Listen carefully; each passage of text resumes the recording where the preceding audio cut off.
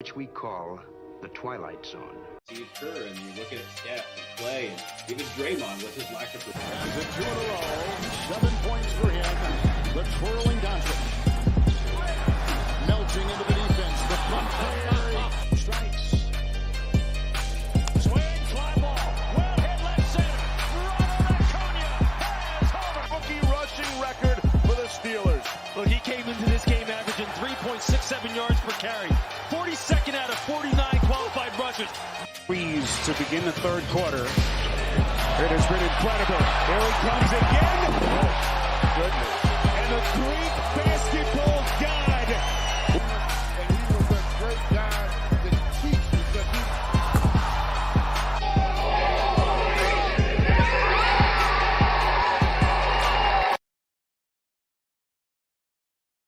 Good evening, ladies and gentlemen. Welcome to the Generous Degenerates, presented by Rally Towel Sports, also syndicated on the Mafia Sports Report. Shout out to Tommy and all of Bill's Mafia joining us tonight. I'm Corey, and with me, as always, is the one, the only, Mr. Aaron Mailing. Aaron, good evening. Good to see you. Good evening. What's going on, man? How the hell are you? I'm doing pretty good, man. I'm pretty beat from a long weekend. We were up in northern Michigan, and is Up in my neck of the woods. Yeah, even a little bit further than that, man. Yeah. That's probably like. Can you show me on your hand where you were? Yeah, I guess we would be up here.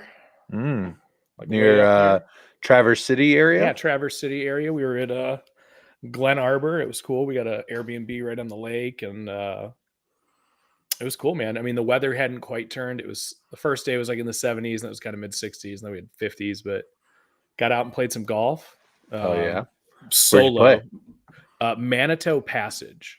And you just played by yourself? Yeah, it was, dude, I had it was Saturday at 10:30, and it was a ghost town. It's still like not peak season there yet. Yeah, that's about like when we went, is for your bachelor party, is about peak, right? Yeah, so it's like an Arnold Palmer course. Nice. And I was like the only one out there. There was a foursome I caught up to on like the 6th hole. And they were did you go in the morning, or did you go like in the 10:30? Okay. Because I'm there because like I was like, we're on vacation. I'm gonna sleep in a little bit. Yeah. And typically I like to play at like 7 or 8. Okay. You don't kind of waste the whole day, but it's vacation. Like that's the goal. Yeah, quite literally, that is the goal of vacation, is to waste the entire weekend. And absolutely. I played in like 3 hours. So like, I was waiting, like this awesome. Foursome was waiting for me on 6, and they were like, yeah, the Ranger came by and said there was a single behind us, so go on through.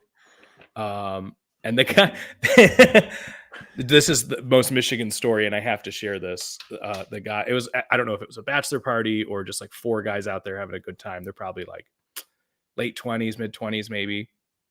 And they just gave me some weed. It was hey, like friend. Well, no, the guy like literally worked at owned a dispensary, and he's like, "This is our shit. Like, if you're ever in Traverse City, come check us out." Hell yeah! And I was like, "Okay, cool." And then that was that. What's the name of it?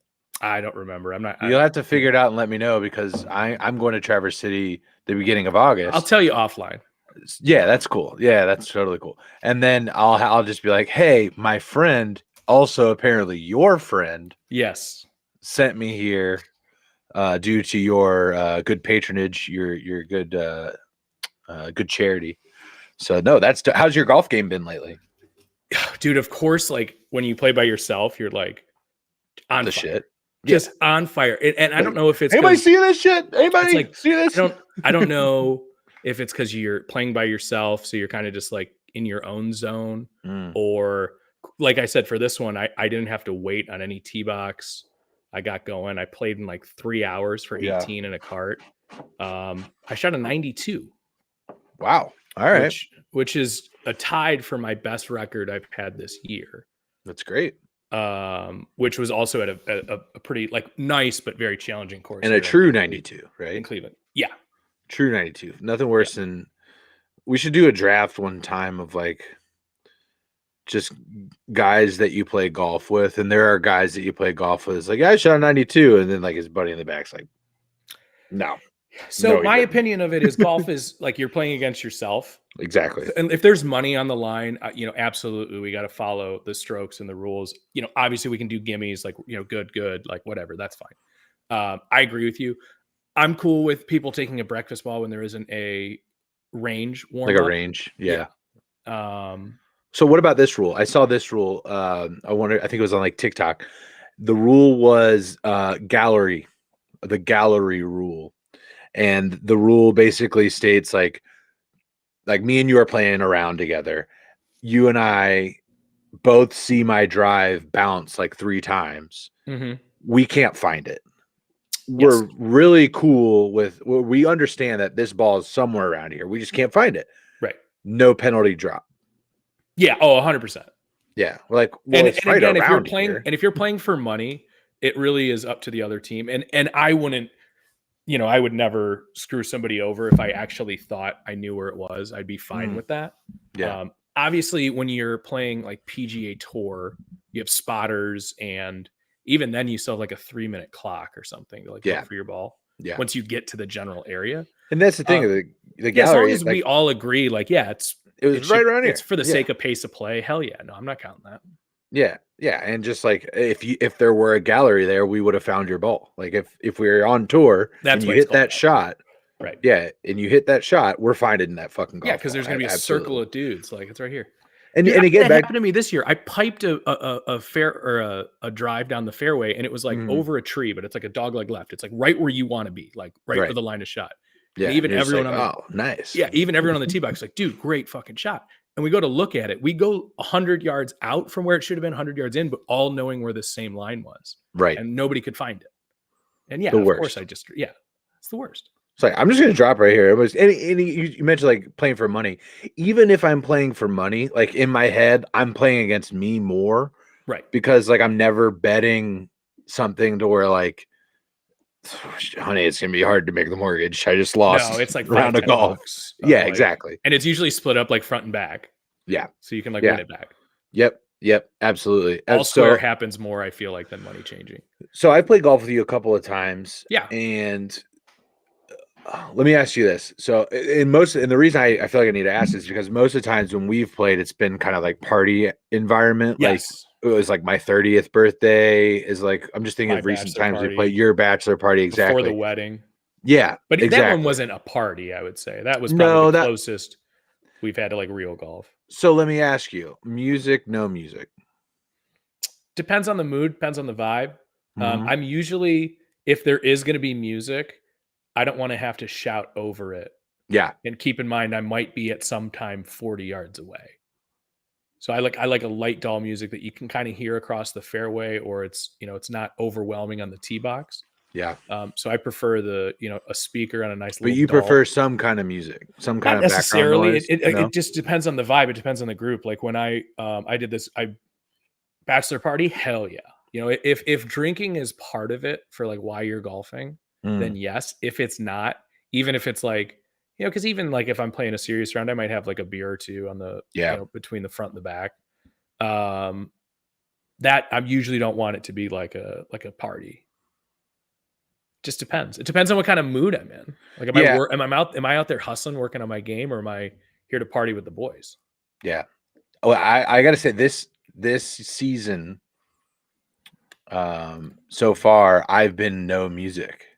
Now that's not to say like, so I play that golf league every Friday night. We wrap up on the golf league. Then it's like, all right, boys, we're schoolyard style picking teams for a scramble. $10 a man, winner takes all, 2-tie, all tie kind of deal. 2 or 3 teams kind of deal. And then the music comes out.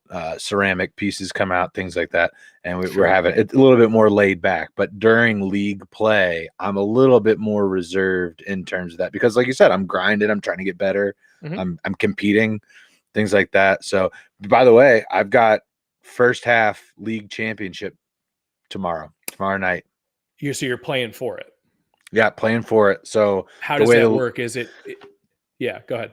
So it's split up into 2 halves, basically, to like incentivize people to play the whole season. Like the first half champ, for sure. We reset points, and then the second half champ. Now, if you win both halves, you're just the champion. But first half champ, second half champ, if there are two different teams that represent that, they play together in the championship match. Sweet. Which is pretty So that's pretty what epic. you have coming up. So I have first half championship coming up tomorrow night. My handicap is the lowest it's been all season, which I don't necessarily like going into a championship. I want as many strokes as possible. Sure. I want absolutely as many. So what's the person you're playing? So it's me and another guy. He is a 3. I am an 8. Okay. And then the other guy is a 4. Is that for 9? Yeah. Yeah. Okay. That's for 9. I was gonna say, I was like, bullshit. Right. And then the other guy is like an 11 or a 12. Like a 4 and a 12, I think is what they're at. So we're tied at the same exact amount of points. So it's gonna be fun. It's gonna be fun. I'm top 3 in individual points, so I'm going for that because you get paid out for that as well. Like basically the way it works is like if me and you are on a team and we're playing against Todd and Bobby, I have an individual matchup with Todd for 4 points. I have 2 points, an individual matchup with Bobby for 2 points, and you as well. And then we have a team match that's worth 4 points total. So there's 12 points up for grabs in every match. You can sweep it or you can split the points. Just depends on how it shakes out. So yeah, I got that going tomorrow. That's sweet, man. Well, good luck. Thank you. Yeah, I'm looking forward to it. We'll maybe post something afterwards. But so let me ask you this then. Music, you're kind of, just depends. When are you cracking that first beer? Boy, Corey, there's so many variables to that question. A lot. Okay, so it's typically like I'm gonna give you 2 scenarios. Please. We'll go morning tea time. Yeah, I was gonna say and then like afternoon to twilight tea time. So there's a couple different variables. Did I drive to the course? If I drove to the course, I'm gonna be more apt to drink early and then kind of stop around like 12 or 13 or something. Maybe mix in some Gatorade, some water. Yeah. But even then you got to keep it pretty light. If I didn't drive, it also kind of depends on the group you're with. Like, am I going to be the only guy cracking one? Then no, I probably won't. Yeah. Right. Like, actually, I'll give you an example. I went with 3 buddies, but it was Memorial Day and, we played 7 o'clock. Like we played early, like they got kids, obligations and stuff like that. So it's earlier, the better. By like hole 13, I cracked one. I was the only one. The car girl came by and I was like, I'm sorry guys, but like, it's Memorial Day. Like I'm getting 2. Yeah. I mean, what else did they die for other than our freedom to do that? Right. Now, like if it's like a party thing or like if that's, the vibe. It'd be anti-American to not have a beer on Memorial Day weekend. My move, Corey, is Bloody Mary at the bar. Before the first hole? Or bring your own. Yeah. That's what you start with on one because it's such a slow sipper. And it kind of just like it's spicy. It kind of wakes you up a little bit if it's an early game. Yeah. You get a little snack in there, pickle. I had bacon at the Manitou Passage. It was you did. Yeah. They were doing it up. So it's like an appetizer. You get a little appetizer, a little fuel for the tank. Yeah. I like it. Bloody Mary is my move, to be honest. And then, maybe like a beer or 2. No, I dig it. No, that's good. I think But if it's like a bachelor party, we're slamming them the whole time. So I actually went golfing with Bobby. Was this last weekend? No, the weekend before. Weekend before last, I went golfing with Bobby down in Cincinnati, and we waited until the turn. We had an early tee time. It was like a 7:10 tee time. So I drank a coffee, the front 9. Just had a nice coffee. And then when we get to the turn, it's like, both of us are, I believe intermittent fasting is what you call it, but I'm not eating. I don't eat till noon. Right. So we're like, I'm not going to eat food, but it's 10:30. I'm going to have a beer. Which is still breaking the fast, but I get it. Is it? You sure about that? You sure about that? It's fair. Okay. It's an addendum. Yeah. Yeah, but no, man, I it's good to get back on here with you. I last week I was in Atlanta, just a little one night jog out to Atlanta. Have you been there lately or at all? Lately, the last time I was there, I think was 2016. Did you go to the festival? Yeah, I went to Shaky Knees. You went to Shaky Knees. Yeah, that's dope. But even then, that's 12 hours a day is spent at the festival, or whatever Sure. that amount is. So am I really getting the Atlanta experience? I did go there on a field trip in 10th grade, 8th grade, something like that. To Atlanta? Yeah, for band. Oh, okay. What did you were playing the drums? Yeah, it's percussion but yeah. Excuse me. It was a concert band. That's why. So like sometime I was playing bass drum, snare drum, timbre, whatever, it doesn't matter. Whatever the song calls for, bro. Yeah, okay? No, absolutely. I apologize for saying anything, but I want to say the flight down, dude.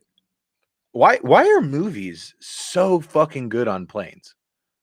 It's because you are stuck there, and it's such an immediate distraction. Yeah, no, I'm not denying that. Like, there's just something about just being able to lock in. I think just putting on the headphones. Yeah. Yes. And then just kind of just being like this in the movie and not worried about the fact that the guy to your right continuously steals the armrest whenever you reach down to grab your Butterfingers that you procured at the Hudson News prior to. You know what I mean? You don't have to deal about it because you're watching Creed 3, which is what I watch. Have you seen the new Creed 3? I haven't seen the new Creed. I've only seen the first Creed. You haven't seen Creed 2? I haven't seen Creed 2. With Drago's kid? Dude. I haven't. I would definitely watch that. Dude. And they're not, this isn't like fucking There Will Be Blood or, some other. Which would also be a great plane movie if it's like a 4-hour. It's on there, actually. It's on there. Yeah, but you can't do that to Atlanta because what are you going to do? Pick it up in the Uber? I was watching Interstellar on the way home. And so it's that long of a flight. I guess Detroit's bit I didn't finish it. I didn't finish I was going to say. Yeah, I got like 2.5 hours in. I didn't finish it. Like, they hooked up with Matt Damon and then just found out there was no plan A. And it was starting to get real. Tommy jumping into the chat here a little bit today. He said, you ever watch Airplane on an airplane? I can't say that I've watched it on an airplane, but I've probably seen that movie like 30 times in my life. It's like one of those comedies my dad should, like, I was like 11 or 12 and he's like, you're old enough to watch that. Yeah, come on. he's like telling my mom, Todd, thanks for liking the stream, big dog. Funny. The boy, he'll be fine. He'll be fine. It's rated PG. Kareem's in it. It's cool. Kareem Abdul-Jabbar's in it.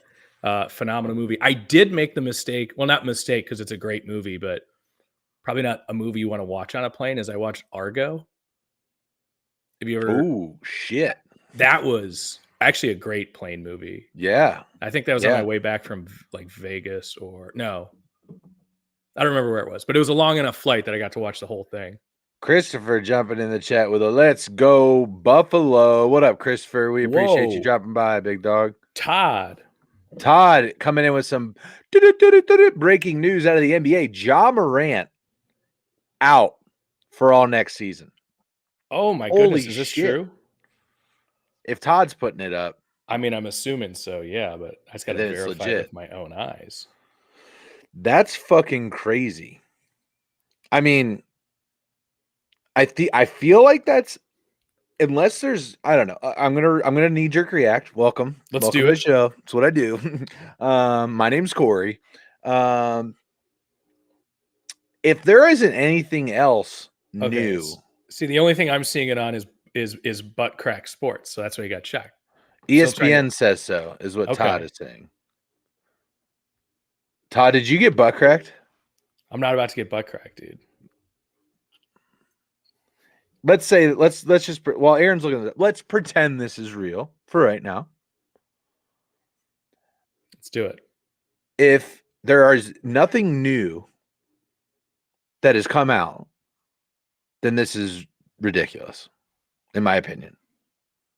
If there's nothing new that has come out about Ja Morant, this is not real. This is not, Todd, you got butt cracked, bro. Todd. you're almost a journalist. You gotta be better. We will be better. Rally Towel Sports family, and we will be better. But hey, see, no, we didn't do anything. I checked it. Gotcha, bitch. That's why we don't jump to conclusions. Shit. God, Todd. But yeah, I was just like, what did he do? I mean, well, I mean, they were talking about that he's going to get suspended. He had another second like gun video where he, put it out on social media like after, the first initial one and like him seeking treatment and stuff like that. What up, Thomas? They announced they weren't going to do it until after the finals because they didn't want us to distract from, what was going on. Yeah, that's that. Yeah, I was just gonna say like that's just I don't know. I feel like that's a bit of a read. Like, yeah, what he did isn't cool, but like the whole season. We'll pump. We'll see what it is. It'll end up being habitual line stepper. 20 to 30. Issue. Yeah, 20 to 30 games or so, maybe I would guess. But no, dude, I watched. I think Jonathan Majors is in the new Creed. He's fantastic. He plays like Adonis Creed's childhood friend. And they get back together and helps him after getting out of jail. And then they end up being the guys that fight each other. It's fantastic. Michael B. Jordan's great. No Sly in this movie, but I've thoroughly enjoyed the Creed series for what it's been in these three movies. It's just are all the Rocky movies cheesy? Yeah, absolutely, they're cheesy. But this isn't. I'm not turning to this for like an Interstellar type movie or like I don't know. Just think of it, any Coen brothers or movie that you're diving into and you're looking for all this symbolism and stuff like that. It's just entertaining, right? Right. And that's exactly what I got out of Creed 3. So I definitely recommend that one. Let me ask you this. Have you seen the new Avatar? That's like a fun plane movie though, right? Like that's the point absolutely. of it. That's like the whole how we got here. Like, dude, I watched fucking Top Gun Maverick. You're in your like little seat on just a plane, bobbing and weaving. There's nothing more American than watching Top Gun Maverick on a plane. You just get you love aviation. That's just what that means. And you're sitting on the plane like, bet this pilot couldn't do that shit. This guy's a rookie. Or Air Force One, and you're like, I wish a motherfucker would. Especially if you're sitting over the person next to you and you're like, don't worry, guys. I'm getting hooked up just in case. HR had me watch this training video. Just figure this out. All right. Ty coming in with an apology. Just here. An apology. Public. He's embarrassed. ESPN notification. Twitter came the same time. 25 to 30 games is what he's reading. So it does appear something for Ja Morant. Getting a few more comments here. Thomas, is it? Oh, yeah. I really hope it's Busey. But Thomas, busy. How about those Golden Knights? What a celebration. I mean, dude, did you catch any of the game last night? I didn't make it very far because they absolutely poured it on. But I didn't, man. I stayed up. So, I mean, I got home 9 from vacation goals. Monday. Yeah, I 9 goals. An absolute rolling by the Vegas Knights.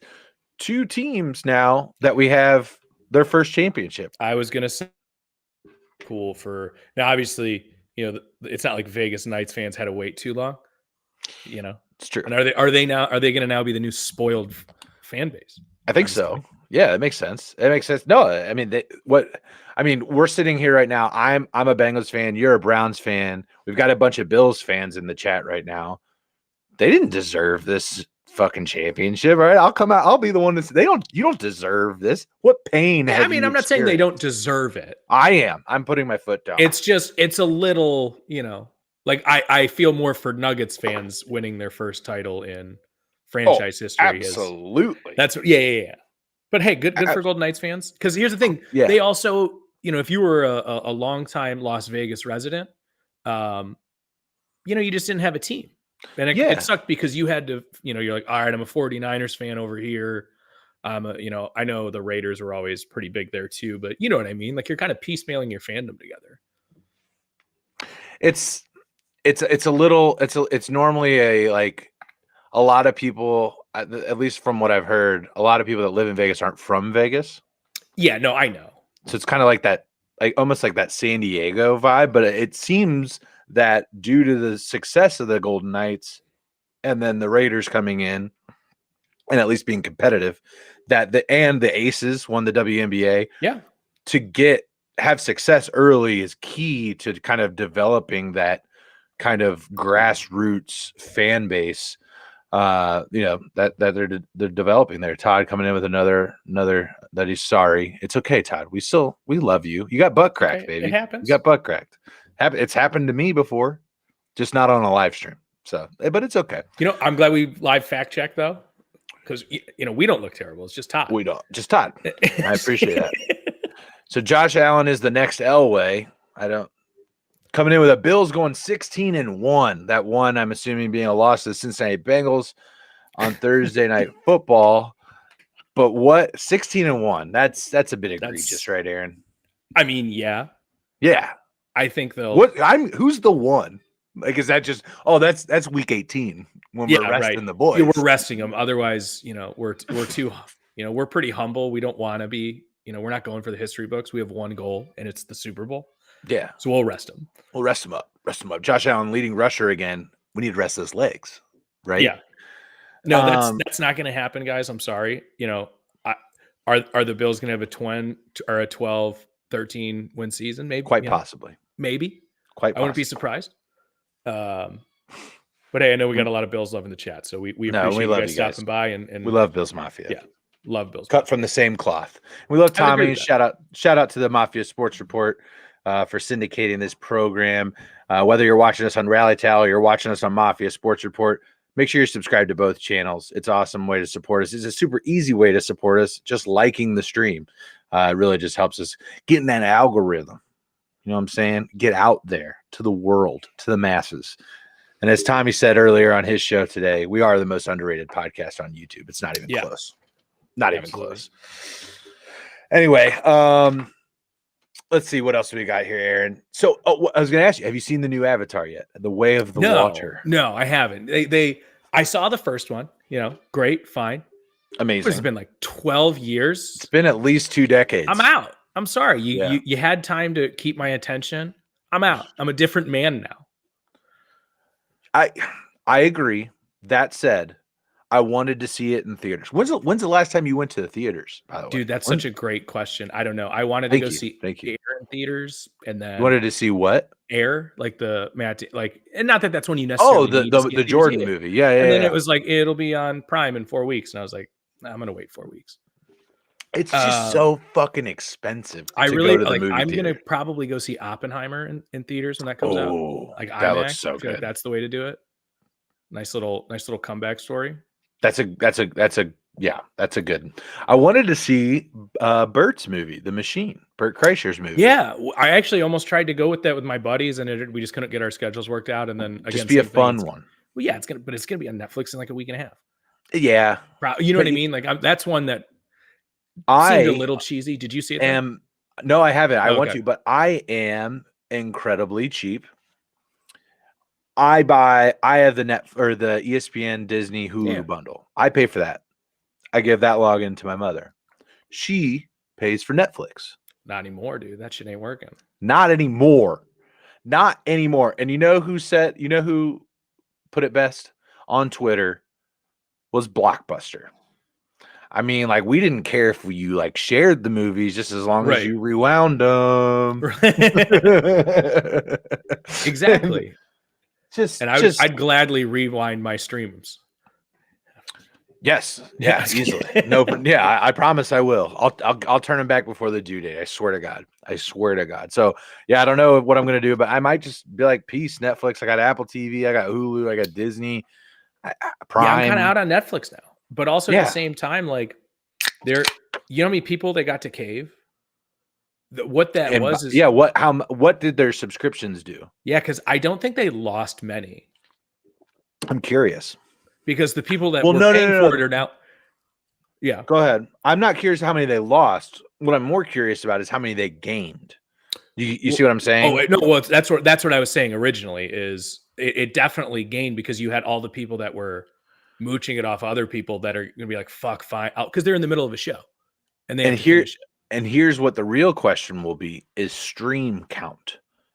Right. How many times are things being streamed in comparison to prior to this? Well, Because at the end of the day, yeah, that's how they generate the revenue.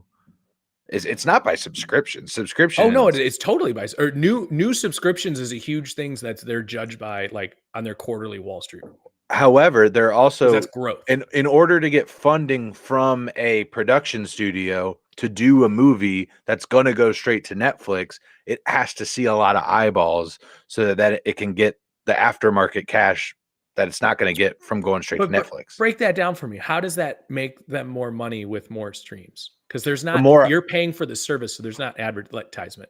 If you're on like Hulu with ads, sure. My logic on that is that the more eyeballs it touches, the more impactful it is, and thus the more it can have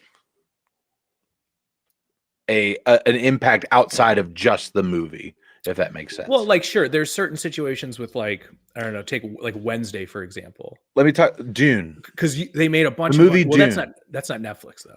It's the same principle though. It's on HBO. It's an HBO direct to HBO Max now is what Max is what it's called. Tommy throwing that up in the chat. Best streaming service. I love it too. It's absolutely phenomenal. That kind of phenomenon. Where's the funding from that coming from? Well, HBO is traditionally a premium cable channel. Yeah. So they have that. Not only do they have the history of that was like the original streaming where it was like, you remember you used to drive by the hotel and it was like free HBO. That was like a big deal. So people had to pay directly for HBO forever. Right. So my point is they fights, a lot of boxing, like Tyson fights, a lot of pay-per-view, basically.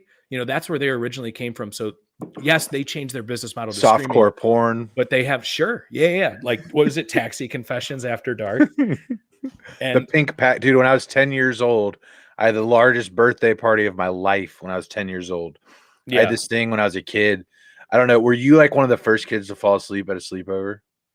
No, I rarely was. I always was. Always. Yeah, I was up getting it going. I was like, let's get some Sour Patch. I just couldn't do it because I've always just been a morning dude, and I can't hang that late. So it's my 10th birthday. First of all, I know that's not true. We're up, pillow fights, building forts, Sundays, pizza, ghosts in the graveyard, all this shit down in my basement. And then it's getting late. It's like 3:00 in the morning. I'm like fucking nodding off or whatever. The guy's like, let's go upstairs and watch TV on the big screen. I'm like, all right, we just got to be really quiet. So we go upstairs and I fall asleep, right?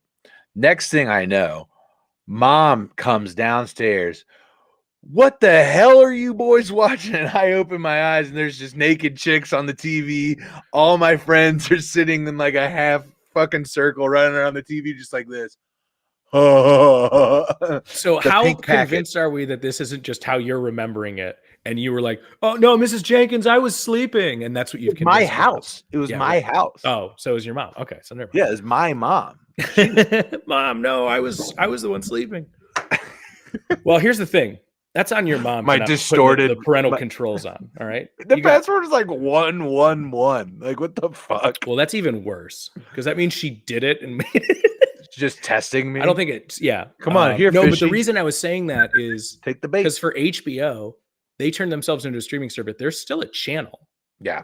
So you don't need HBO Max to watch HBO, but they still have, you can go on the app and watch The Sopranos, Game of Thrones, like all these shows that are going to naturally drive people to subscribe. But then you still have shows like Barry and Succession that are, so I just think it's a different animal for HBO.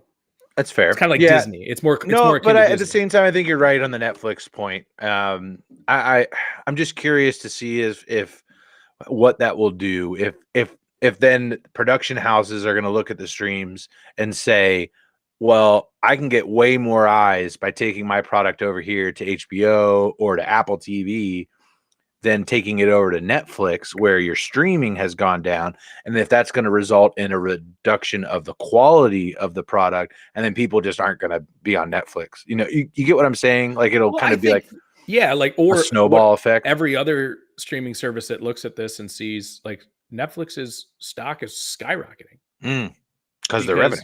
Yeah, right. Because they're increasing their revenue and subscriptions. Mm. So if other, I've heard of enough situations, and again, this is all anecdotal, but what about the family that's, son is in college? And it's like, yeah, of course, those are two different accounts, but I'm paying for 3 screens. Right. So like, or, somebody who is, somewhere for like military reasons, even like you have these situations where it's like, yeah, it's a family paying for it, but now they're like, it's just the greed of it to me that I'm not buying Netflix. And what Netflix had was so American. They had a loophole for us to exploit. Okay. And there's nothing more American than loopholes. Okay. And now on the eve of the 4th of July, God damn it, Netflix. Thanks a lot, Biden. Well, I mean, the thing is streaming streaming is only popular when it's a little bit more convenient than piracy. So remember when it was like Napster and LimeWire and all of that shit? When Spotify, even iTunes, like hit the market and it was like, oh, this is $5 a month and I don't have to give like a computer aids every 3 years. And I can just get anything I want. It's at my fingertips. Now, sure, I don't physically own it or have it because like if you don't download it and you're not in a place where you have internet, you can't access it in the same way of like an iPod or, where it's directly downloaded to a hard drive in a device and is portable. But that's what I'm saying. But it's just convenient enough to not make you want to pirate it. Yeah, to not give your computer aids. Not that I would do that, or I mean, let's whatever. What's the statute of limitations on that? It was like college. You're good. Totally did it. I'm an adult now. I pay for my shit. I did it all the time. I actually learned the correct versions of songs a lot later after they came out because when you get them on LimeWire, sometimes they would like skip. You know what I mean? Or it was always mislabeled. We had a huge friend group argument about who wrote the song "I've Seen Better Days" because it always comes up on like LimeWire is by Sublime. It's by a band called like Cottonmouth. No, not Cottonmouth Kings. Is it Citizen? No, Citizen Kings. Is it Citizen like King? Or, something like that. Yeah. So anyway, took a flight to Atlanta. Went to Atlanta. Yeah, Citizen King. Citizen King. There we go. Went to Truist Park for a Braves game. You ever? Yeah, I haven't been, and that's the new. Give everyone a breakdown of the stadium. I have not been there. No. Beautiful ballpark. Beautiful, natural, normal ballpark. It looks like a baseball field, right? Feels like a baseball field. I forgot what it was like to be at a baseball game where people gave a shit, and that was pretty cool. Obviously, the Braves pretty close to having won a World Series. They have a beautiful, beautiful drum that is about the size of how do I put this? A house. It's about the size of a house. And anytime they're dropping beats on the DJ, the guys up there drumming along with the beat. However, the best thing that they do. And people have a certain way that they feel about the tomahawk chop, whether it be Florida State, the Braves. How cool was it to do? I didn't do it in the sauce. I didn't do it, but I wanted it. I wanted to see it. And every time that the opposing team changes the pitcher, they kill all the lights in the stadium, and all the fans are sitting there with the flashlights on their phone. Oh, and it is awesome. It is so fucking cool. And it's super intimidating. So if you're the pitcher coming out of the bullpen, you're just like, oh fuck, it's right. It's awesome. Absolutely fantastic atmosphere. The area around the ballpark also very cool. The Battery is what it's called. It's similar to like what is it? The Flats, or what is it up there in Cleveland? What's it called? The Flats, yeah. The Flats are like the Banks in Cincinnati, right? Or Wrigleyville, or what's it called up in Boston? There's like a Fenway. There's like an area. There's like a bunch of bars right next to Fenway. It's like that. What the neighborhood is, right? Yeah. Yeah, it's just the area of like Party Central, restaurants, things like that. Very, very cool. Yeah, it was awesome. We waited to the second inning and then went on like SeatGeek and got $17 tickets and then went in. I saw Max Scherzer pitch for like 6 innings. That was sweet. And then we sat in our seats for a little bit and then we just walked around the stadium. That's my favorite thing about going. Yeah, especially if you've never been there. And what was it was Braves versus who? Braves Mets. I don't give a fuck about either of those teams. I don't. Maybe care. you'll go check it out after this, like the 7th. Well, so that's what we did. Is we waited till like the 5th inning, then we got up, grabbed some beers, walked to the stadium, and then we stood in the general admissions part, the standing room only part. That's always my favorite place to watch a baseball game. Anyway, it's the best. It was in left field against the rail. Yeah. It's my absolutely favorite phenomenal. I can't go back to it, and it's the reason always is, when you're having a couple beers at the ball game, you crack the seal. I don't want to have to get up and pee every 2-3 innings. Excuse me, pardon me. You're just up and out, and you're back, and it's insane. I love it. That's not the only reason, but it's a good one. Yeah, absolutely. All right, so we've got some sporting events coming on starting tomorrow. Yeah, that I'm very. You want to touch on the finals at all before we get into? Let's do that. I like just as we're I'm not sure how much of it you got to watch. I've been hammering it on the generous degenerates though for a while now. My plus 850 Nuggets bet has officially cashed. Everybody, let's take a moment and let's give it up for Aaron Mailing. Give it up for Aaron Mailing. So that felt really good. Well done. Just a couple bullet points on it real quick and we can move on. Nikola Jokic is the best player in the world. You're the best gambler in the world. Thank you. I feel that. And also doesn't seem to care that he's the best player in the world. No, he doesn't. And there's something that is very polarizing about that. I don't care. It's like, I don't know why we didn't really care that Tim Duncan didn't. Yeah, but it's a little different. It's a little different. But it's not much different. He's not American, and that's the real issue. I'm just kidding. No, I'm just kidding. It's real though. No, he just kind of is just like it kind of bothered me a little when he was like, "When's the parade?" Like fuck you, dude. Fuck you. That pissed me off because of all the people in Denver, all they want is that parade. I don't think a single person in Denver cares. I wait until the parade because I bet you'll see him going wild. And the reason I say that is all year he's been trolling the media. That's fair. Like he just hates the whole idea of it, and he's just that's not the place he's going to express it. I dig that. There was the videos of him in the locker room where he dunked him and Jamal Murray, or he threw him in the the wave pool. And they both jumped in and were just you could tell he's legitimately excited about it. He's having fun. But I do get your point. Yeah.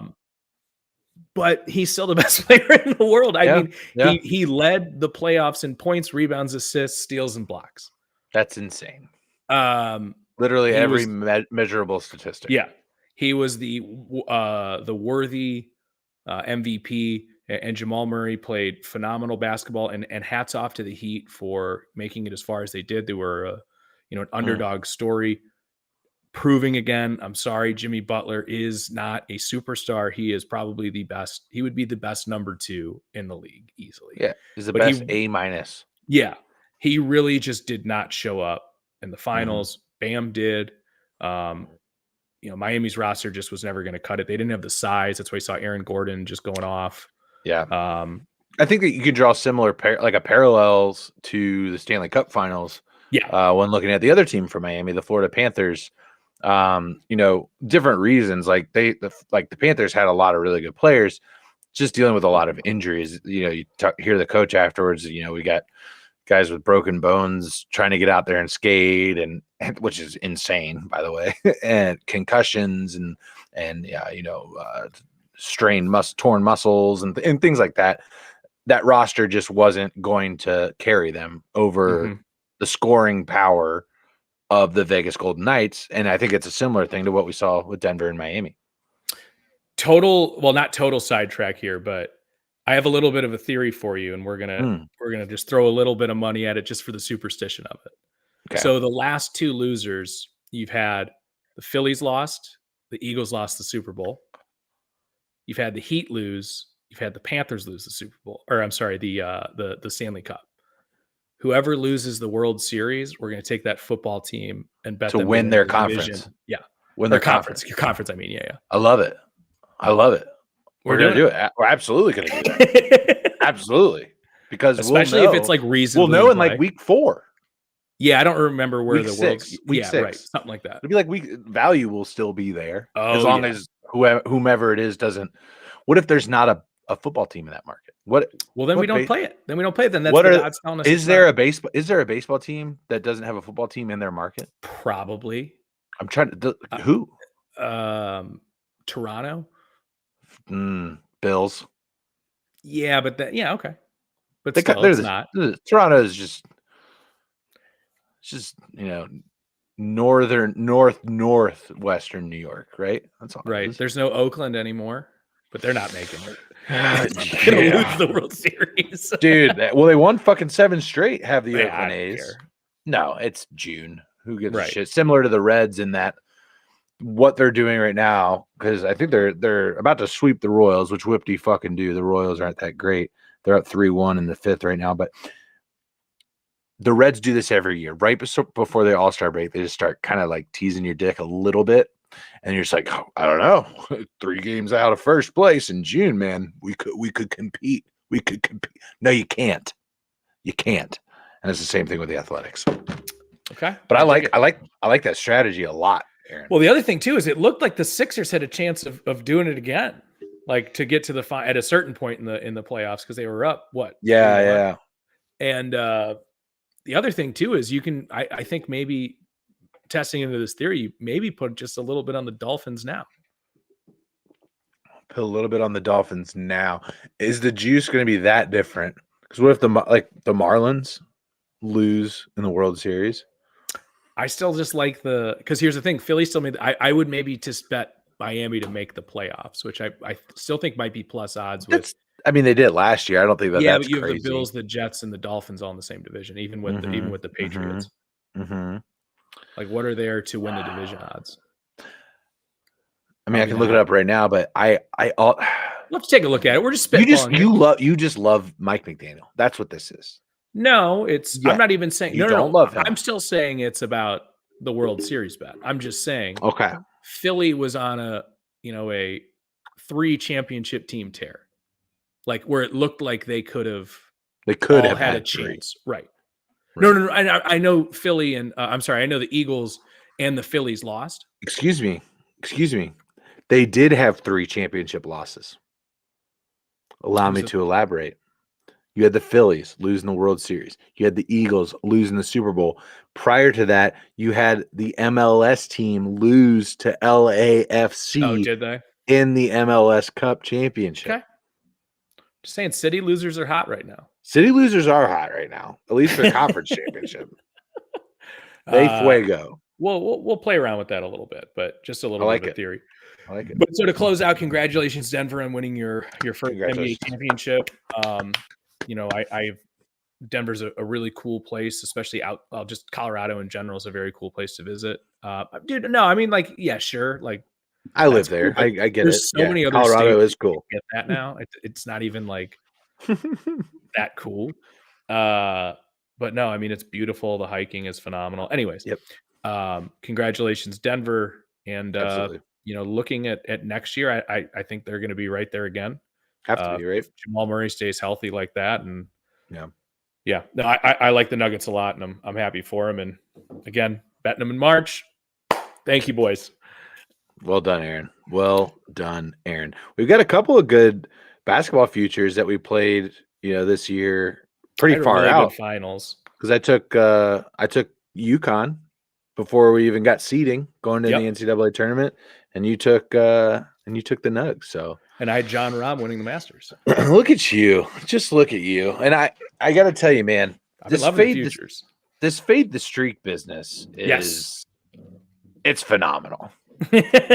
It's phenomenal. So for those of you that don't know, if you're new to the channel, please subscribe. Whether you're watching us on Mafia Sports Report or on Rally Tau Sports, please subscribe to both channels, both Rally Tale Sports and the Mafia Sports Report.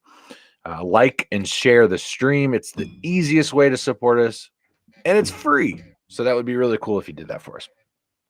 But if you want to pay money to subscribe, that's fine. If you want to pay, I'll take off my shirt. I'll do it right now. And I'll keep mine on. I've done it before. And you gotta pay me. Yeah, but you gotta pay me.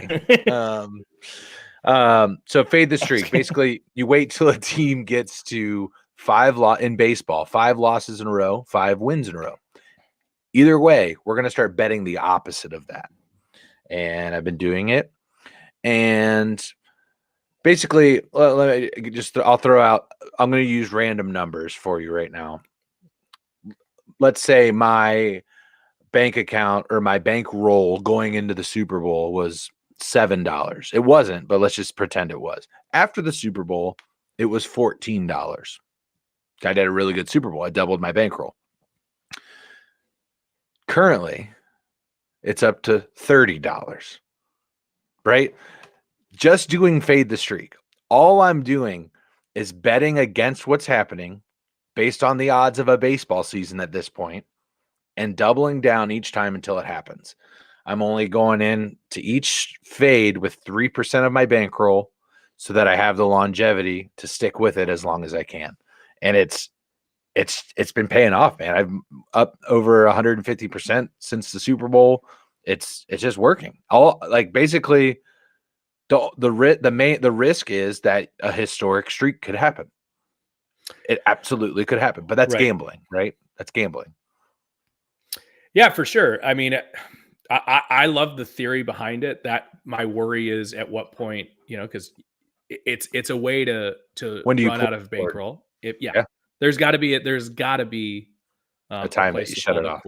But at the same time, that's up to every gambler. But I mean, I love the theory behind it. Like, they're gonna win another game or lose. And typically, and I'm sure, especially but you're gonna get better. I would imagine because you're just doing money line, right? But if I'm betting on a team that's on a hot streak to lose, sometimes I get really good juice on the team that they're playing because they've been on a hot streak. Right. The only time that I'm not fading the Astros. Well, that's exactly. Or exactly, excuse me, the Athletics. I'm not fading the Athletics right now. Well, right, but that was the one where you're like, they've lost like 8, and I was like, I'm just not touching them. Like, I love it, but I did that one. Yeah, but they're on a winning streak right now. I'm not betting on. I'll bet them. Are they at 5 yet? No, they're at like 7. The Athletics have won 7 in a row. I'm not betting on the Rays because the juice isn't there for me. It's like minus 260. I'm not taking that. Right. I'm not getting in on that. But on the other side, like today, I bet on the Royals to snap their losing streak against the Reds at minus 110. I took the Blue Jays to snap the Orioles winning streak at like plus 120 or something like that. So you're getting good juice on almost every single, because I'm just taking money line. I'm not taking run line or anything like that. And then as long as you, again, come in conservative with your initial bet so that you have enough bankroll to double down each time, it's not a get rich quick strategy by any means, but that slow, methodical pace allows you to eventually increase what a unit is for you, 3% of your bankroll. So instead of, for instance, betting $1.50, you throw $50 into your account, 3% of that is $1.50. You start with $1.50. Once you get it up to $66, then you're up to a $2 bet.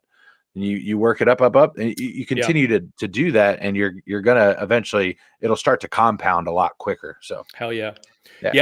I've been taking a little bit different of a strategy because I have had these successes on these long shot future bets, whether it be the Nuggets or Rom. Like, those are low bankroll for huge home run payoff. Sure. So now, as my bankroll is, I think we're both having, really good years. I've been tracking mine since March, where we started doing this, and, I'm up what I use as a unit, 40 units. So nice. I'm pretty jacked about that. And now what I'm doing is, as the bankroll is increasing, I'm taking more home run like swings, if Yeah. that makes sense, and Yeah. not at crazy 6-game same game parlays, because I don't like the same game parlays because you have to predict Yeah. I don't like a 'em. narrative of the game. So if Yeah. I take everybody's overs Good in way to put points, that. I like that. yeah, I have to take everybody's over in points, but and then I'm like, but I also kind of like the under, so that doesn't make sense. Like, Yeah. so it just doesn't really work with me on the same game, which is going to give you really good odds. I'm talking about, which we're going to good transition here, is these majors and taking let's get into outright winners, or what I love is on FanDuel you can parlay top 5, top 10, top 20, top 40, and kind of get into some of those. So instead of making larger individual bets, because as I've been tracking my bets, I'm about 50% against the spread and over under. My props aren't great, but I'm getting higher returns when I hit them. But the futures are the ones that I've really been, especially hitting. if you're placing them, prior or midway through the event. Yeah, and I hedged a little bit with the Heat because I was getting them at like plus 600. Like I threw a little on it to make sure. All right, you had this good bet throughout the year to root for. But let's make sure we're profitable. Yeah, absolutely. So let's get into it. We got the U.S. Open starting tomorrow, at Los Angeles Country Club. Aaron, do you know who the course record holder is? Max Homa. Max motherfucking Homa. I think former guy for Rally Tell Sports. Former guy. I believe we had him at the Masters. Was he our guy for the Masters? Or is he? That might be. I want to say it was the RBH Genesis Open. You're right, because it was in California. Yeah, I think you're absolutely right. Max Homa, former guy. We will be picking our guy later tonight. I've got 2 nominations. I believe Aaron does as well. So it's going to be fantastic. Can't wait. It's going to be fantastic. All right, Aaron. Do you have anything outside of outright winner? Let's start with that. Let's start anything outside of outright winner, and we'll work from there. Now, I have some outside or outright winners, but are you looking for any like top 20, top 10? Yes, yeah, I have tons. Yeah. So I got a good amount here, and there's a you couple. 2,000 pounds worth of bets. Let's hear it. So I have a 2-leg parlay of both Sahith Theegala and Mito Pereira to make the cut. Love it. Individually, it's minus 164 and minus 176. Together, it's minus 152. I want, again, and you've known me for doing this too. I like minus one together. It's minus odds. Plus 152. Okay, you said minus. Together. Okay.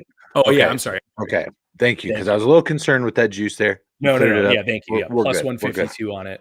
I'm in for a unit on this, and part of the reason is I like having those bets that kind of on Saturday, if I can cash that in, or at the end of the day, Friday, I might take some of those profits and lay it on, maybe somebody who's sitting around 8, 9, or 10 as an outright winner.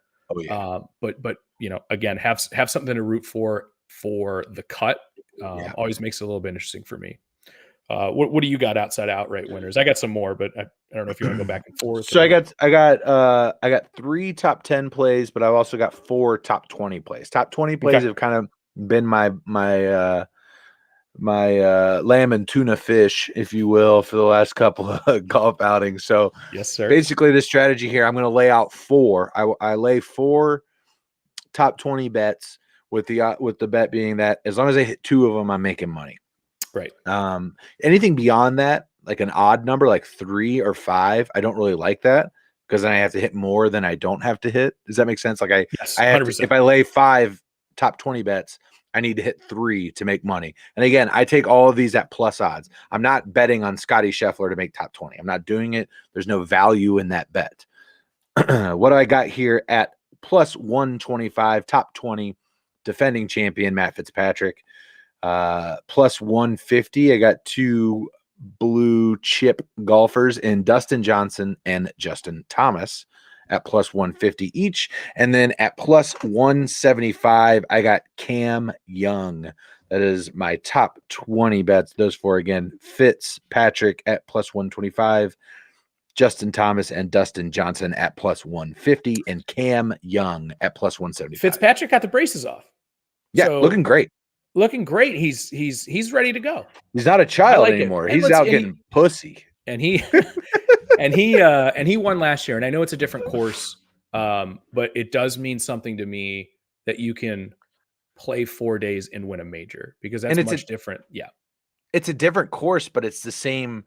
It's still the U.S. Open, and there are things that are the U.S. Open that carry no matter where you're playing at. Right. It's going to be super thick roughs. You're going to need to be accurate off the tee. Second shot is huge, and you have to. It is one of the most massive fields that you are going to play against ever, is the U.S. Open, and again, like you said, to have shown that you can win it, I feel good about a top 20 bet on this guy. Yeah. No, I love that. I have another parlay here for top. So these are two top 40s. I got Ricky Fowler at -160 and Wyndham Clark at +100 together for +225. Give me those two again. Ricky Fowler top 40 and Wyndham Clark top 40 as well. And those two together at what value? +225. This is a beautiful segue, Aaron. Okay. I have 3 top 10 bets.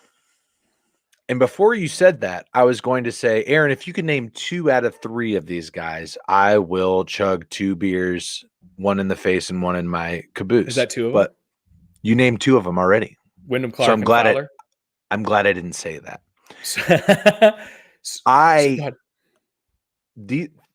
All 3 of these bets are for top 10. They are currently all in the top 10 of most top 10 finishes in the PGA Tour. Right. Ricky Fowler +400, top 10. Wyndham Clark +550, top 10. Nick Taylor +1200, top 10. All 3 of those guys have 6 top 10 finishes this year on tour, tied for 10th most in the PGA. And that's if you hit one of those, it pays for the other bets. Yeah, I believe Ricky Fowler has 6 top 10s. So does Wyndham. Though. So does Wyndham, but interestingly enough, Nick. for him, he missed the cut at the PGA Championship. But prior to that, he had posted 11 straight top 40 finishes. Wow. So that's where I'm pulling the top 40 from. So that's one of the ones I really like. When I saw that and I saw the value that I'm getting, I was like, I'll take a flyer that one of these hits. Now again, I can Ricky Fowler, former guy. I can be ass cheeks up, and I've had this happen. It was the one I had a couple weeks ago it was like Hatton parlay to be top 30, and he was like +6 at the end of the first day, but he kept chopping wood until the end of the day. Like Ricky Fowler is a guy to me that as long as he makes the cut, him finishing top 40, when he posts a -5 on Sunday somehow, I think Ricky Fowler has been one of the most underrated guys on the tour this whole year. Absolutely. And that's such a change of narrative, because it's for a long time prior to the last 3 years, it's been the opposite. He's been one of the most overrated golfers. Yeah. Just the name, the flair, the commercials, yada, yada, yada, right? Never won a major. That said, Ricky Fowler in 12 of his 13 events this year, top 20. 12 of 13. That is as consistent as it gets, guys. Like that, if you're looking for consistency, which is huge to win a major, and Ricky hasn't done it yet, so there's a big knock on him there. It's Ricky Fowler right now. Yep. He's just playing phenomenal. Yeah, so I have another one in that same bet range, but it's like the opposite side of what we've said with Fowler and Clark, especially for Fowler. So Jason Day to me was somebody who was very popular at the beginning of the year. We all know his track record. He's been, a little bit unhealthy, but he has shown that he can win on tour. And boy, did he start the season as hot as ever. Top 10 finishes in the first 3. And then from March 21st and on, here's what I have from Jason Day. Missed cut, 39 at the Masters after shooting like a +7 the last day. So really blew apart. Wells Fargo miscut. TPC Craig Ranch. He won the whole fucking thing. First place. Last 2, PGA Championship, Memorial, miscut. I'm betting Jason Day to miss the cut here, guys. Wow. I'm betting Jason Day to miss the cut at +190. And I'm putting a unit on it. He's one of my guy nominations. Well, I'm going to go ahead and just cross that out. He is not playing well. And I don't see any value in him anywhere into like the top 4. If anything, it's just I feel like the narrative has been he's having such a good year. And I'm sorry, I'm not seeing that out of Jason Day. Is it more likely that he makes the cut? Of course, but this is a plus 190 bet. I'm playing the value on this one. And I've bet on him a lot this year, and I'm sorry to short the stock that's made me money. But sometimes you got to know how to ride it. And I feel like I've been watching him with a finer tooth comb than some other golfers this year. And I'm just not seeing it like I saw it earlier in the year. Okay. Odds on favorite is Scotty Scheffler. And there's a reason for that. Mm-hmm. He is the only golfer that is top 5 in both off the tee and approaching the green in strokes gained. And you need that. You need to be accurate with your drives at this course. And you also need to be accurate with your second shot. And that I think is what's going to make or break this tournament is how many guys can keep it in the short shit. Yeah. And then how many guys can make that second shot valuable. Right. And Scotty's been the best of that all season. And that's why he's the odds on favorite. And that's why I'm staying away from this weekend, because there's no value to me. If I'm going to take the yes, Scotty Scheffler has the best odds to win. Mm-hmm. But if you give me Scotty or the field, I'm going to have the juice is going to be towards Scotty more than it is going to be on the field. You know what I mean? Like, it's not like you're going to get more value out of betting Scotty, because so that's just like when I take one of these home run swings on an outright winner, and you said you got a few of them. We'll get to those, and then we'll get He's to at plus 600 right now. And I'll give you an example. So, but here's one thing. I want like here's one thing I'll tell our gamblers. Again, FanDuel does not sponsor this podcast. If they want to, that'd be great. FanDuel is a promotion. MGM. And this is what I did with John Rahm, though. Corey. Local sports bar. And I'm not doing this. I was very close. For the Masters, it was a $25 bet. Mm-hmm. Or up to $25, which I maxed that. And it's, if your guy finishes in the top 20, you get that back as a free bet. What up, Tez? Liking the stream. Welcome, buddy. So I did that again this week. I was like, well, I mean, there's no world where Scheffler doesn't finish top 20. But even in that, playing a $25 bet on plus 600, I was like, I'm not doing that. Yeah. I don't like it. So I don't have any outright winners place. You got a couple. I got a couple. Are any of them your guy nominations? One of them. Well, I guess both of them are. Okay, let's hear your top 10, or excuse me, let's hear your outrights, and then which two are you nominating? I'll close them with the two that I'm nominating. Okay. So I and these are just sprinkles off of, again, those top 40 ones that I have. So these are all the same guys I had parlayed. I have Wyndham Clark for like 0.3 units just as an outright winner at plus 8,000. Pereira, same thing, plus 8,000. And then I have Hideki Matsuyama for top 10. And I have Thagala for just top 20 at plus 275. Sure. But for the outright runners, I just sprinkled a little on Pereira and Clark as long shot, plus 8,000 guys. Okay. The two that I have, one of them I placed about 3 weeks ago, and I'm glad I did because the odds have crept a little bit away from that, is Cam Smith. Cam Smith I have at plus 3,000. You can currently get him at plus 2,800. Not bad. Here's the thing that LACC is known for, is it is a very, very tough putting course. And I have seen Cam Smith be, even in the limited time, but of course before he left for Live, be the best putter on the planet. And while he didn't have a great Masters performance, he had a much better PGA Championship. And I just don't think he was ready and playing golf at that point. But I think after getting back in the Masters, you've seen him play a little bit better in the events that we've seen him. And listen, I remember watching him win that British Open at St. Andrews, where he just took that thing right away from Rory, going -9 on a Sunday. And with that guy's flat stick, I just feel like he can come back from so much anyway. And if he's just hovering around the 10 range, I think he can strike at any moment. I think Cam Smith is, and keep in mind again, this is a course with wide open fairways, almost similar to Augusta, not in the same way, but they're talking about the ball's going to roll. He's going to get a little bit of extra distance off of the drive, which sure, so is everybody else. But there's a lot of this course that is tempting people to lay up because getting it all the way down the fairway isn't necessarily going to benefit you from the second shot. Mm-hmm. And I just think the short game of Cam Smith is going to be such a huge factor in this. And again, we're talking about it. It's just the value I'm getting it at. He's a former major winner at plus 3,000. Who's your other one? Hovland. Victor. I have Victor. So Victor's the one that I played as my 25, knowing if he finishes in the top 20, I get it back. And that's at plus 1,700. He's the best iron striker on the tour, maybe outside of Scheffler. But I think Victor Hovland has – the one thing with Scheffler is he's been a nightmare with the putter this year. And he's just so good at everything else. And not even a nightmare, but like there's so many one putts he should have. Yeah, he's burning edges a lot on birdie putts. Yeah, exactly. I've seen Hovland win in the last couple of weeks. He has finished in the top, I believe, top 10 of the last 3 majors.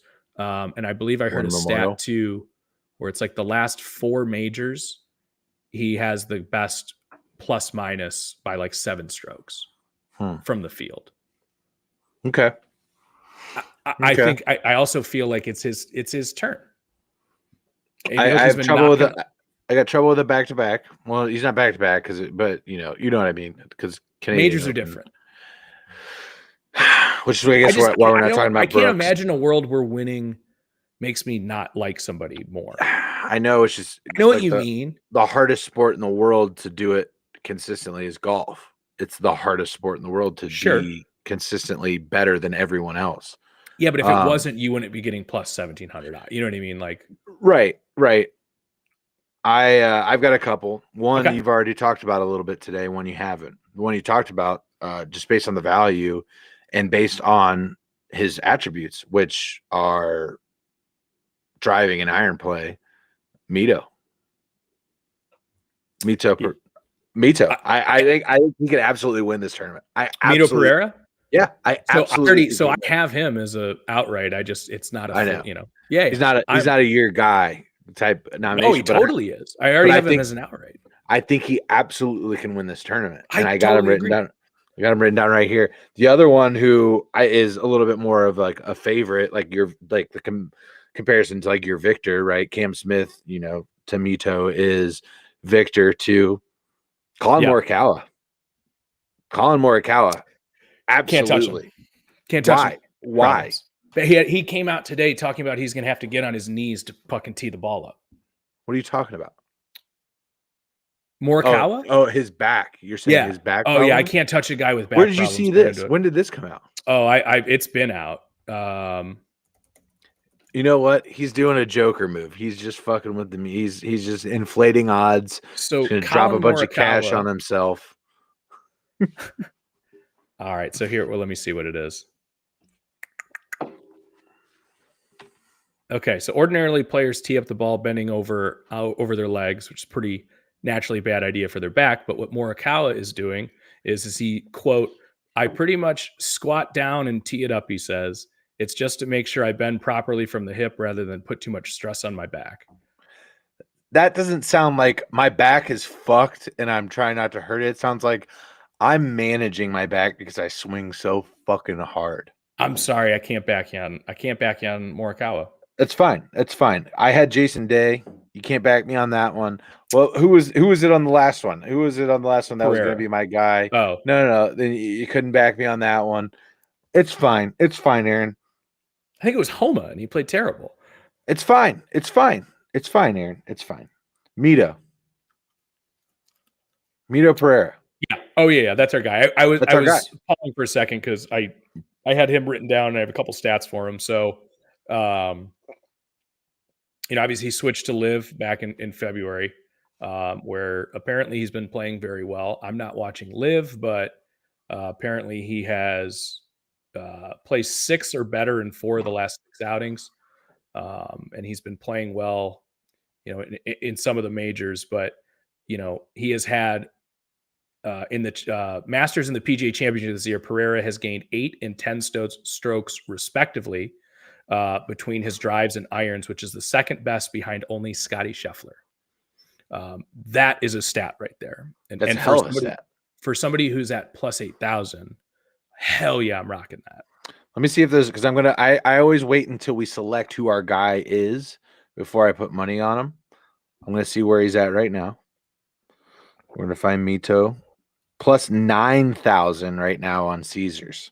There you go. I do a lot of my golf through MGM, which naturally has a lower, usually not for the outright winner, but it naturally has a lower juice. And that's simply because they pay out all ties. So if your guy finishes top 10, but it's 16 people, yeah, I still get that same bet. Yeah.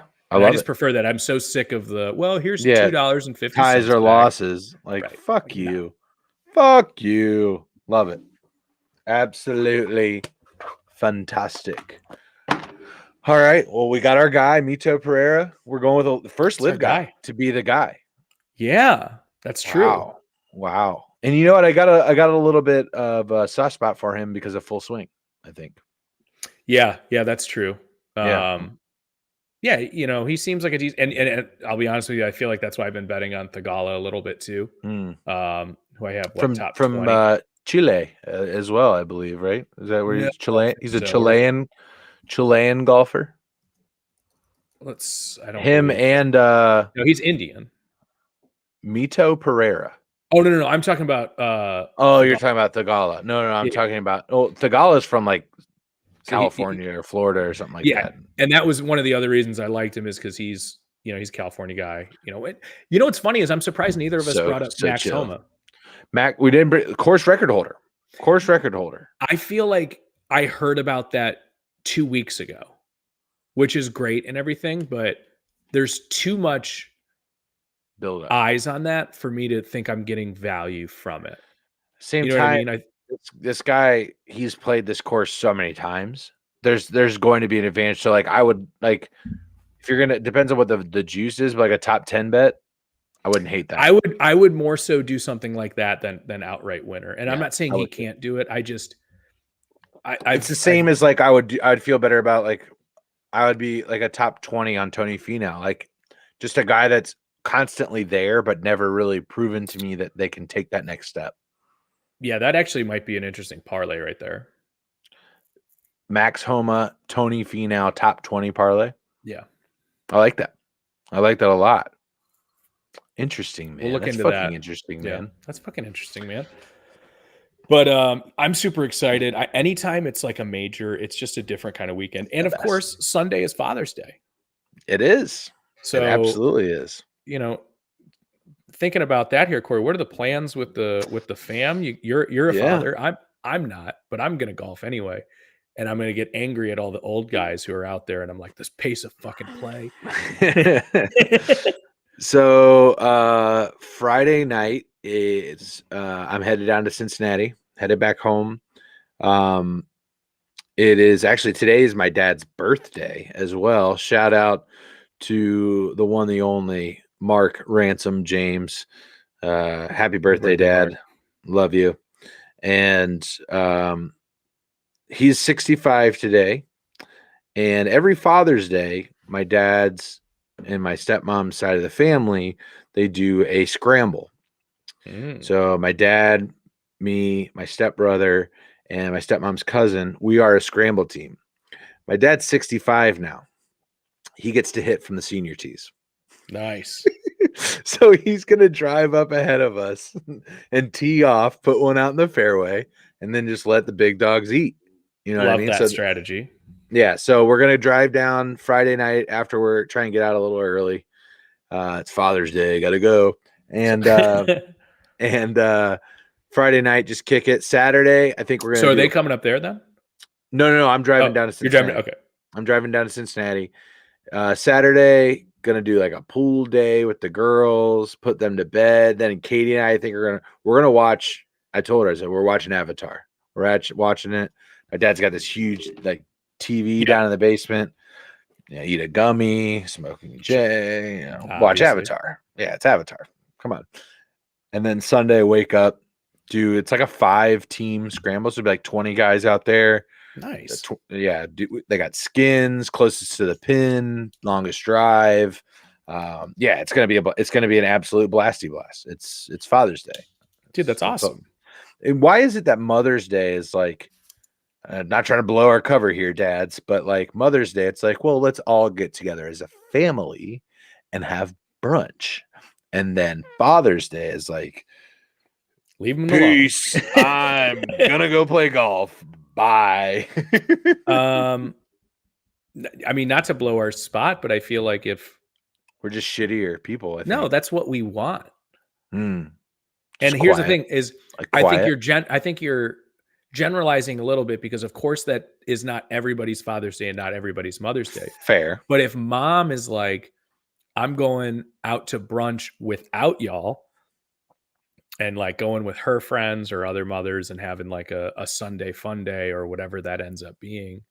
Well, it's always on a Sunday, right? Yeah. So if that's what they wanted to do, I think you respect that. Yeah, absolutely. I think they should. That's a fair point. It's like, well, you wanted us to be there. You know what I mean?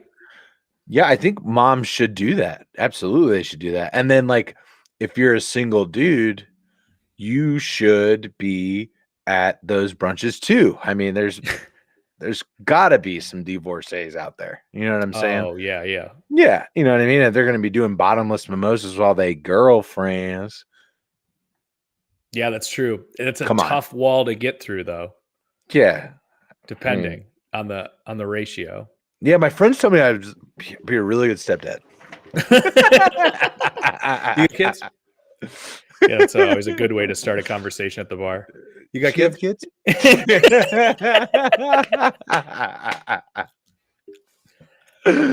Oh, that's fucking hilarious. Oh, that's beautiful.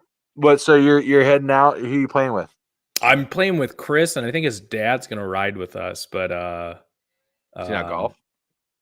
No. All right. No, but he likes going out. You know. Yeah, driving the cart, drinking a couple pops. Yeah, absolutely. So, we'll see, and then we're looking for a couple more. I think we booked a foursome, but I don't know. We're playing one of my favorite courses around Cleveland, though. So if you're in the Metro Cleveland area, hit me up. Get with it at Mailman, MEHLMAN. Hit him up on Twitter. Mm-hmm. Play some golf, just as long as you're not a crazy person. That's pretty much all. Yeah, no, because that's our only prerequisite. Yeah, just don't be weird. Just don't be weird. Bring beers. You know what I mean? A couple beers. Yeah.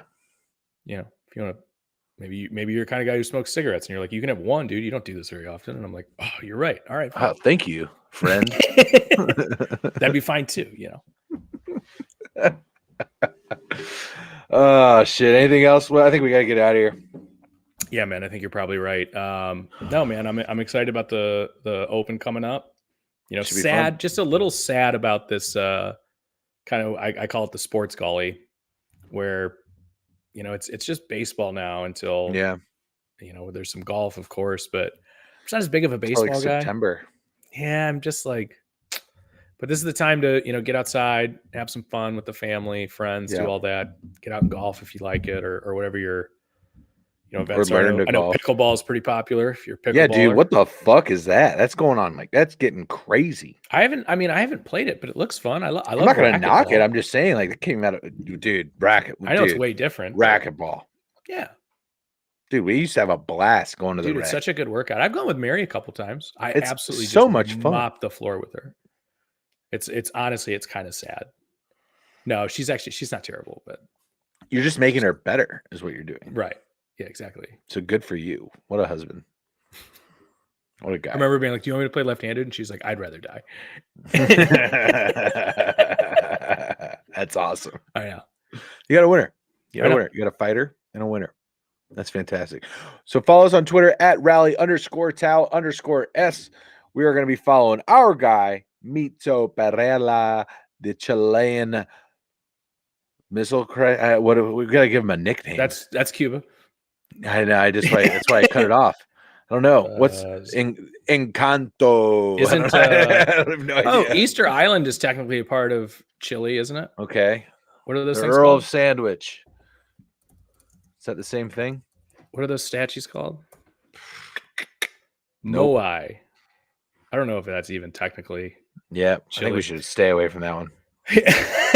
Just Mito Pereira. Let's go, Pereira. Our guy, the Rally Tell Sports guy for the U.S. Open, plus 9,000 on Caesars. That's the best value we have found right now. Can't wait. For Aaron, I'm Corey. Thanks for tuning in. We'll see you guys next time. Bye.